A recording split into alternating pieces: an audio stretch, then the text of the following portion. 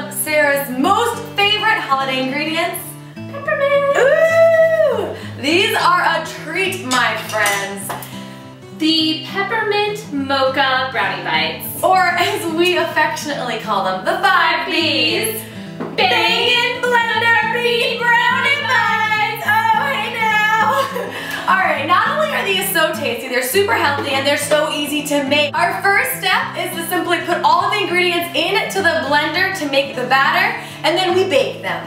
While it's in the oven for 10 minutes, we're gonna whip up the icing also in the blender, and then voila, we ice it and get a beautiful brownie bite. I guess step 5 is just be eating every single one of them. Yeah, well, we'll get there later. And 6 is eating it the next day too. Exactly, perfect. All right, so let's start with the actual batter. Now, there are some surprise ingredients in these brownies. We're gonna start off with them because the surprise is garbanzo beans, also called chickpeas. You put a whole can of chickpeas right into the blender. Now this is great. You can use, fresh, rinsed and cooked beans, but if you want, it's just 1 can of beans. Super easy.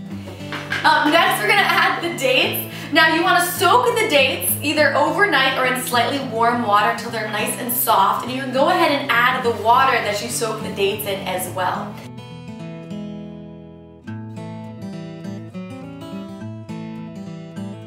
Alright, now all the ingredients are in our blender, and to make the actual batter, just set it on high. Our blender batter is complete.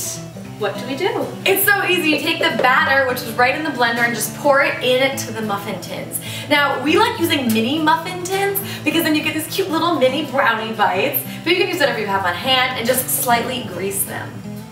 So while the batter is in the oven, we're going to do what makes these morsels of goodness so amazing. It's the peppermint frosting. Also super easy. So this is step number 3 for our brownies.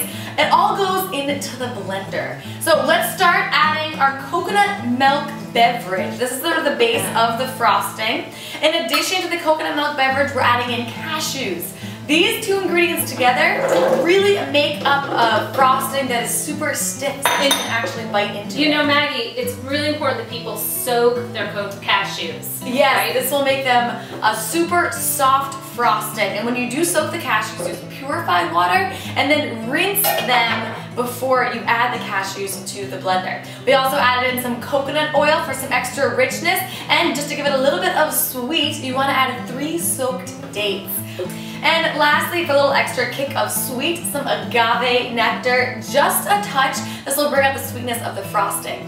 So this is sort of the frosting base, but for our peppermint mocha brownie bites, we had to kick it up a notch, and we're adding Sarah's favorite holiday treat, peppermint.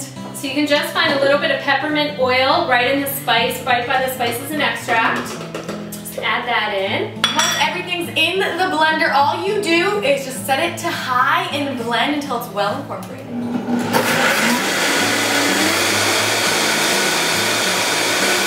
So all you do after the brownies have cooled for a little bit and the frosting has hardened in the fridge is frost up these brownie bites. Now you can put the frosting on top like my friend Sarah over here, or if you want to feel a little crazy, I like to make brownie bites whoopie pies with cutting them in half and putting a little frosting in the center. But just frost them up however you like, because no matter which way you do it, they are delicious. Now just garnish with some fresh peppermint and you're ready to eat. Get ready to blow everyone away at your next holiday party with these scrumptious looking little bites of peppermint mocha heaven.